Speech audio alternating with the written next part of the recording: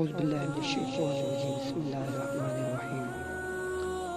گر شرم و حیا پہ کوئی دیوان لکھے گا، گر شرم و حیا پہ کوئی دیوان لکھے گا، مجھ کو ہے یقین سیرت عثمان لکھے گا۔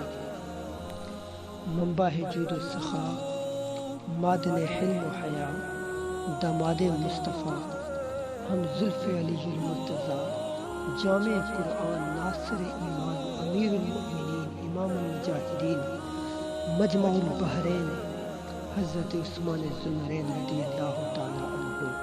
تاریخ اسلام کی ایسی عظیم ہستی ہے، ایسی عظیم شخصیت ہے کہ جن کا شمار خلفائے اربعہ میں ہوتا ہے، اور آپ کا شمار اسی طرح عشرہ مبشرہ میں بھی ہوتا ہے کہ وہ صحابہ کہ جن کو حضور صلی اللہ علیہ وسلم نے دنیا میں ہی جنت کی بشارت دے دی، اور حضرت عثمان وہ ہستی ہے کہ جن کو ایک مرتبہ بشارت نہیں بلکہ آپ کو کئی مرتبہ جنت کی بشارت عطا کی گئی۔ کون حضرت عثمان رضی اللہ تعالیٰ عنہ؟ وہ حضرت عثمان کہ جو قرآن کے قاری بھی ہے، جو مسجد کے نمازی بھی ہے، جو کعبے کے حاجی بھی ہے، اور میدان جہاد کے غازی بھی ہے، جو عدالت کے قاضی بھی ہے، اور نبیوں کے امام مبدأ کائنات جناب محمد مصطفیٰ صلی اللہ علیہ وسلم کے صحابی بھی ہیں۔ ارے کون حضرت عثمان؟ وہ حضرت عثمان کہ جو علم و عمل، قال و حال، گفتار و رفتار، سیرت و کردار، ظاہر و باطن میں رسول کریم صلی اللہ علیہ وسلم کا مظہر کامل ہے، جو مالی اور جانی قربانی اور ایمانی فراست اور قلبی بصیرت اور روحانی تربیت میں بے مثل و بے مثال ہے۔ اللہ اکبر۔ کون حضرت عثمان رضی اللہ تعالی عنہ؟ وہ حضرت عثمان کہ جن کے جنتی ہونے کی خبر دنیا میں ہی مخبر صادق نبیوں کے امام نے دی کہ وہ عثمان فی الجنہ، کہ عثمان جنتی ہے، اور فرمایا کہ لکل نبی رفیق و رفیقی یعنی فی الجنت عثمان، کہ ہر نبی کی کوئی نہ کوئی رفیق ہے، اور جنت میں میرا رفیق حضرت عثمان ہے۔ اللہ اکبر۔ کیا ہی بلند مقام ہے، کیا ہی بلند شان ہے۔ اللہ اکبر۔ آپ کی زندگی کے مختلف اسپیکٹس ہیں، آپ کی زندگی کے مختلف پہلو ہیں، اور آپ کی ایک زندگی کا پہلو حیا ہے۔ اللہ اکبر۔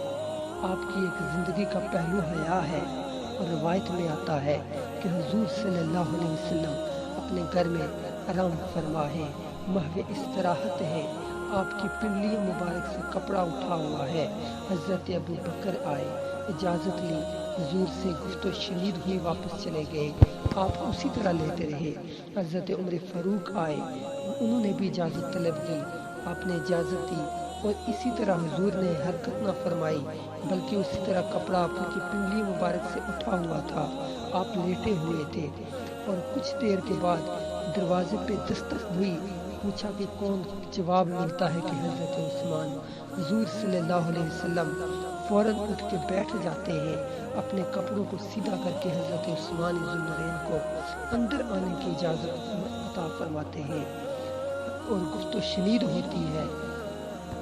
گفت و شنید کے بعد حضرت عثمان واپس چلے جاتے ہیں، اور حضرت مصطفیٰ صلی اللہ علیہ وسلم کی زوجہ سیدہ عائشہ آپ پوچھتی ہیں کہ ہے اللہ کے نبی، حضرت عمر آئے، ابو بکر آئے، علی آئے، آپ اسی طرح لیٹے رہے ہیں، آپ کے کپڑا جو تھا وہ پنڈلی مبارک سے اٹھا ہوا تھا، لیکن جو ہی حضرت عثمان آئے تو آپ نے فوراً اپنے کپڑوں کو ٹھیک کیا، آپ اٹھ کے بیٹھ کے، اس کی کیا وجہ ہے؟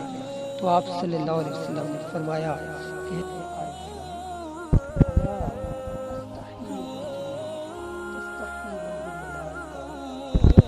کہ ہے عائشہ، کیا میں اس شخص سے حیا نہ کروں کہ جس سے اللہ تعالیٰ کے فرشتے بھی حیا کرتے ہیں، جس سے اللہ تعالیٰ کی نورانی مخلوق بھی حیا کرتی ہے؟ اور ایک روایت میں آتا ہے کہ حضور صلی اللہ علیہ وسلم نے فرمایا کہ میں نے اپنے رب کریم سے دعا کی ہے کہ ہے میرے رب، میرا عثمان بڑا شرمیلا ہے، بڑا شرم و حیا والا ہے، تو کل قیامت کو اس کا حساب نہ لینا کہ وہ شرم و حیا کی وجہ سے تیرے سامنے کھڑا ہو کر حساب نہ دے سکے گا۔ اللہ اکبر۔ حضرت عثمان ذوالنورین رضی اللہ تعالیٰ عنہ کی زندگی کا ایک پہلو سخاوت بھی ہے۔ ارے بحر روما کا کنواں ہو جو کہ ایک یہودی کی ملکیت میں تھا اور وہ پیسوں کے عوض مسلمانوں کو پانی دیا کرتا تھا، حضور صلی اللہ علیہ وسلم پریشان تھے کہ یہ پیسوں کے عوض ہمارے مسلمان بھائیوں کو پانی دیتا ہے۔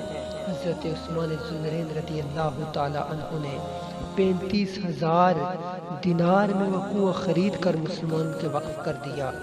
اللہ اکبر، یہ بہت بڑی قربانی تھی مسلمانوں کے لیے۔ اور اس موقع پر بھی حضور صلی اللہ علیہ وسلم نے جنت کی بشارت تھی۔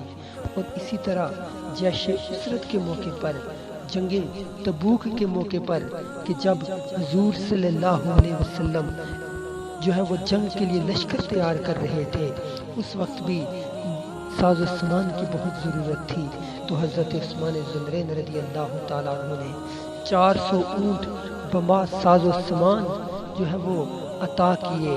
حضور صلی اللہ علیہ وسلم اس وقت خوش ہوئے، اور حضرت عبد الرحمن جو ہے وہ روایت کرتے ہیں حضور صلی اللہ علیہ وسلم کے صحابی، وہ کہتے ہیں کہ رأیت رسول اللہ صلی اللہ علیہ وسلم ينزل عن المنبر وهو يقول ما على عثمان ما عمل بعد هذه۔ وہ کہتے ہیں کہ میں نے کیا دیکھا کہ حضور صلی اللہ علیہ وسلم منبر سے نیچے اتر آئے اور فرما رہے ہیں کہ اس عمل کے بعد عثمان پر کوئی گناہ نہیں ہے۔ ارے وہ جو بھی کریں گے اس کے بعد عثمان پر کوئی گناہ نہیں ہے۔ اللہ اکبر۔ حضرت عثمان ذوالنورین رضی اللہ تعالیٰ عنہ کی سخاوت بھی بہت مشہور ہے۔ اسی طرح حضرت ابوبکر صدیق رضی اللہ تعالیٰ عنہ کے دور خلافت میں ایک مرتبہ قحط پڑ گیا، اور وہ قحط اتنا زیادہ تھا کہ کھانے پینے کو ختم ہو چکا تھا۔ اللہ اکبر۔ اس موقع پر حضرت عثمان ذوالنورین رضی اللہ تعالی عنہ 1000 اونٹ لے کر آئے، اور آپ نے وہ اونٹ جو ہے وہ مدینہ کے جو غربا تھے، جو مسلمان غربا مسکین جتنے بھی تھے، ان میں آپ نے سب میں تقسیم کر دیا۔ یہ بھی ایک بہت بڑی ان کی قربانی ہے۔ اور آپ کی شان اور مقام آپ اس بات سے سمجھ سکتے ہیں کہ ایک مرتبہ روایت میں آتا ہے کہ حضور صلی اللہ علیہ وسلم جنازہ پڑھانے کے لیے تشریف لے کر گئے، کسی کا جنازہ پڑھانے کے لیے تشریف لے کر گئے، تو آپ کو پتہ چلا کہ یہ بندہ، یہ شخص جو فوت ہوا ہے، یہ حضرت عثمان ذوالنورین رضی اللہ تعالیٰ عنہ کو برا بلا کہتا تھا، ان کی خلاف جو ہے وہ نازیبا الفاظ استعمال کرتا تھا، ان سے بغض رکھتا تھا۔ تو حضرت حضور صلی اللہ علیہ وسلم نے اس کا جنازہ نہیں پڑھایا، اس لیے آپ نے فرمایا کہ یہ میرے عثمان سے بغض رکھتا ہے، لہٰذا یہ اس قابل ہی نہیں کہ میں اس کا جنازہ پڑھاؤں۔ تو ہمیں حضرت عثمان ذوالنورین رضی اللہ تعالیٰ عنہ کی سیرت کو دیکھنا چاہیے، پڑھنا چاہیے، اس کے اوپر عمل کرنا چاہیے۔ ان کی شان بہت بلند ہے، بہت اعلیٰ شان ہے، اور حضور صلی اللہ علیہ وسلم کے جتنے بھی صحابہ ہیں سارے کے سارے عظمتوں والے ہیں، رفعتوں والے ہیں، شانوں والے ہیں۔ اور حضرت عثمان ذوالنورین رضی اللہ تعالیٰ عنہ آپ کو بڑی بے دردی کے ساتھ شہید کیا گیا، اور جب آپ شہید ہوئے تو اس وقت آپ قرآن پاک کی تلاوت فرما رہے تھے، اور آپ کے جسم میں اقدس سے خون نکلتا ہے، اور وہ خون جا کے قرآن کے اوپر قرآن پاک کی اس آیت میں پڑھتا ہے کہ فَسَيَكْفِيكَهُمُ اللَّهُ وَهُوَ السَّمِيعُ الْعَلِيمُ، اور آپ جامع شہادت نوش فرمانے جاتے ہیں۔ اللہ تعالیٰ ان کی قبر پر کروڑوں برکتیں اور رحمتیں نازل فرمائے، اور ہمیں ان کے نقش قدم پر چلنے کی توفیق